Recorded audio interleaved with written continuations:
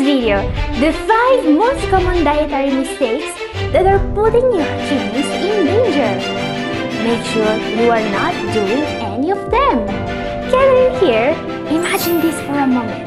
You have a pair of kidneys that work tirelessly to filter your blood, regulate your blood pressure, and keep your body healthy. Now imagine that you are slowly destroying them with every bite you take. Sounds scary, right? Well, this is the reality for many people who are not following the right diet. You see, the food you eat can have a huge impact on your kidney function and your creatinine levels. It can be a positive impact or negative. And the good news is that you can make sure the effect is positive by making some simple changes in your eating habits. You can use the power of nutrition to support your kidneys and lower your creatinine levels naturally. I've been helping people with kidney problems for more than 10 years now, and I've seen firsthand how a healthy diet can make all the difference. I've also seen how many people make common mistakes that put their kidneys in danger without even realizing it. Mistakes that are easy to avoid if you know what to look for.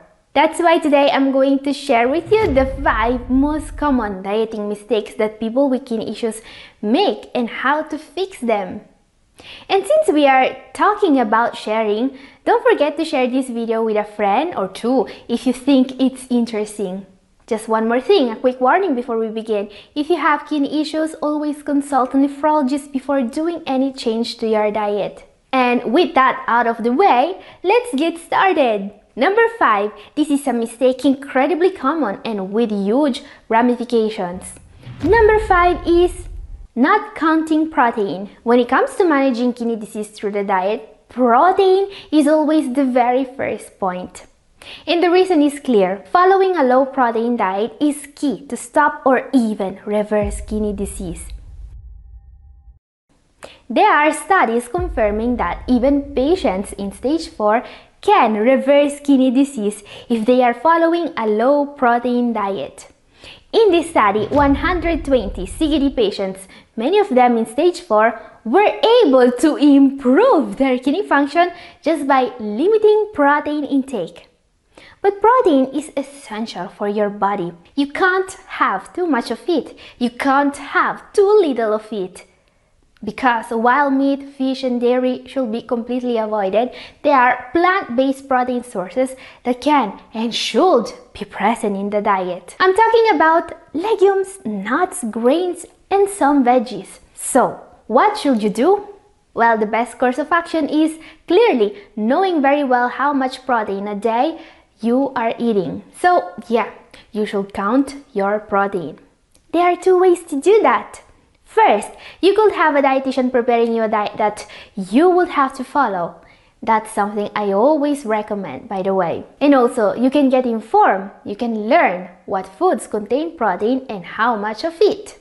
You can then measure everything you eat and use an app such as Chronometer to make sure you are in the right range for protein intake and other nutrients. In short, getting the right amount of protein every day is crucial to manage CKD and to keep or improve your GFR level. It will be a serious mistake not knowing how much protein you are eating every day. If you want to learn more about protein, especially what the correct dietary intake is for CKD, I've made a full video about it. It's up here and also down in the description. But don't go away yet, there are 4 more mistakes that you absolutely must avoid in order to improve your kidney health. Before we move on, I have a question for you guys. Are you following a low protein diet for your kidneys? Why or why not? Let's talk about it in comment section. Up next, a mistake that so many people are making and that can put you in serious danger if you have kidney disease.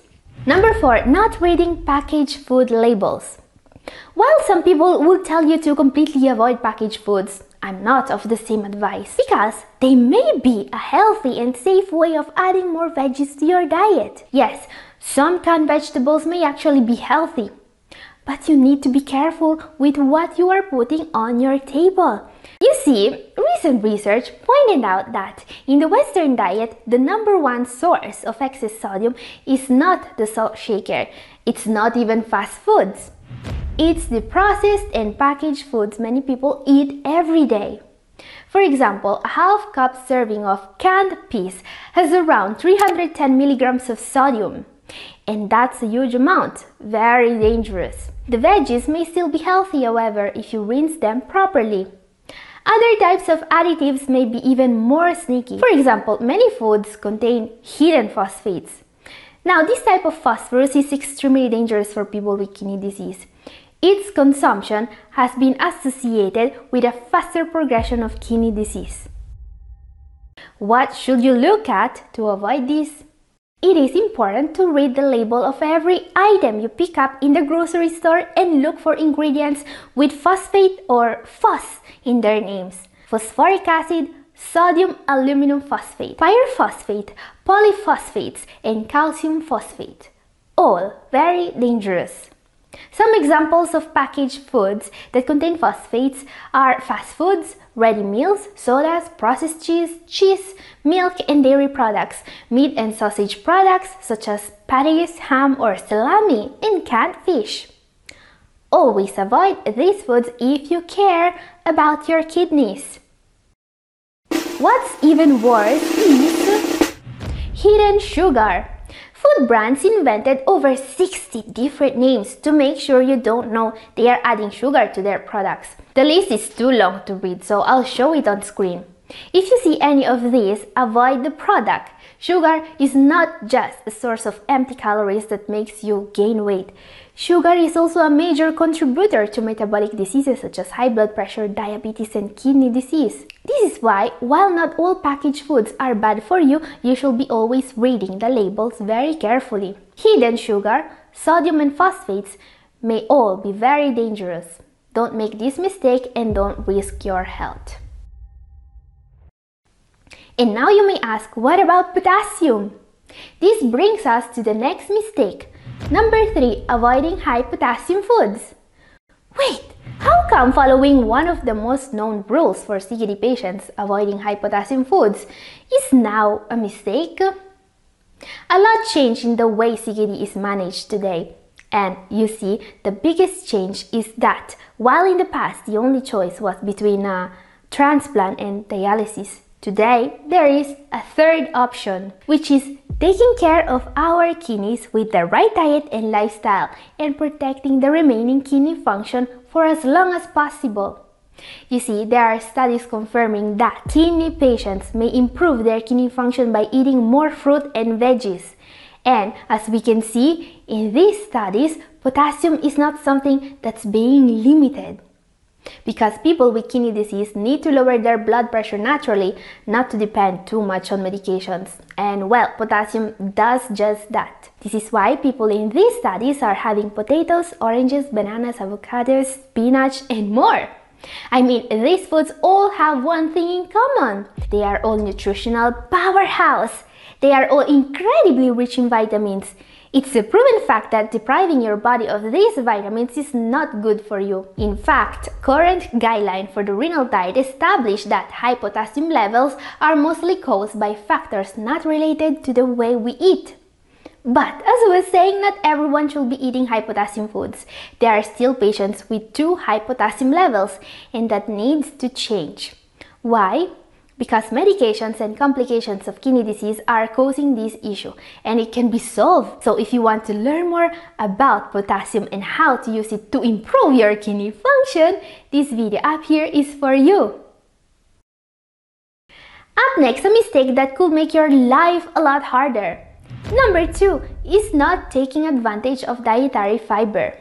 Dietary fiber is extremely important for everyone, and while unfortunately, most people don't care about their health enough to get to the right amount of fiber, those with kidney problems should be, once again, wiser than the general population.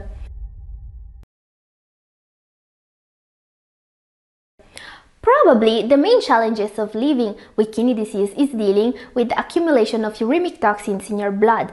These are harmful substances such as creatinine, urea, and nitrogen that cause the symptoms of kidney failure.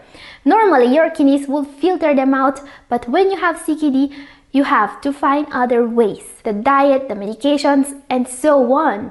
But did you know that there is another way to get rid of these toxins? A way that involves your gut and the food you eat. A way that involves your gut and the food you eat. Yes, you heard me right. Your gut can help you detoxify your blood and improve your kidney health. This is what a large meta-analysis found out, meaning that this is not just a theory. It was observed in a large amount of patients. Now, what you should know is that most of the uremic toxins are actually produced in your gut, and the type and amount of food you eat can influence how much toxins they produce. For example, eating too much protein can increase the production of urea and nitrogen, hence the low protein diet. But you can also use food to reduce the amount of toxins in your blood. And the secret ingredient is fiber. Fiber is a type of carbohydrate that your body can't digest, but your gut bacteria can. And when they do, they can trap and eliminate some of the uremic toxins along with the fiber. Some of the best foods when it comes to fiber include oats. Oats are rich in beta-glucan, a soluble fiber that can lower cholesterol and blood sugar levels. And also beans. While you should limit legume intake, they can still be present in a renal diet, especially because they are extremely rich in soluble fiber. Another source is the peel of most fruits. Apples, pears, oranges, grapefruits, peaches are all great when it comes to fiber if you also eat the peel. Not to mention, well, veggies. Not as rich as the previous foods. Many veggies come with little calories, so they can be eaten in larger amounts. And you may also supplement fiber. The most effective supplement is, in my opinion, acacia fiber. Acacia fiber is so powerful when it comes to removing uremic toxins that it was given to people in stage 5 who wanted to avoid dialysis. Those patients were able to benefit from up to 8 years of freedom from dialysis despite being in stage 5. If you want to know more, I've added a link down in the description for acacia fiber. Time now to see one of the most dangerous mistakes people with kidney problems are making when it comes to the renal diet. As we have seen, managing minerals such as potassium, phosphorus, and sodium is one of the main aspects of the renal diet. But there is one mineral that's not as well known by most patients and that can cause a serious danger if not managed correctly. Number 1 mistake is not eating enough calcium. Calcium is a key mineral for the body. Your body needs calcium for muscles to move and for nerves to carry messages between your brain and every part of your body. And obviously, a calcium deficiency is bad. But not having enough calcium can cause a way more immediate and painful danger. Calcium oxalate stones. Wait. What? Yeah, I know it's counterintuitive. I mean, you eat less calcium and you get calcium stones? How is it even possible? Well, the reason is the fact that your bones are actually made out of calcium. And dietary oxalate actually needs to bind to calcium for the body to be able to excrete it. If there is not enough calcium in your diet, your body will be forced to use calcium from your bones. And that's bad. Also because now your body will mix oxalates from your diet with calcium from your bones in your urinary tract. And that's what actually causes kidney stones. So if you care about your kidneys, instead of just limiting high oxalate foods, eat more calcium. For example, rhubarb and spinach are also rich in calcium, but there are not many other foods suitable for a renal diet rich in calcium, so consider a supplement. Phosphorus binders are usually made from calcium carbonate, and that's good.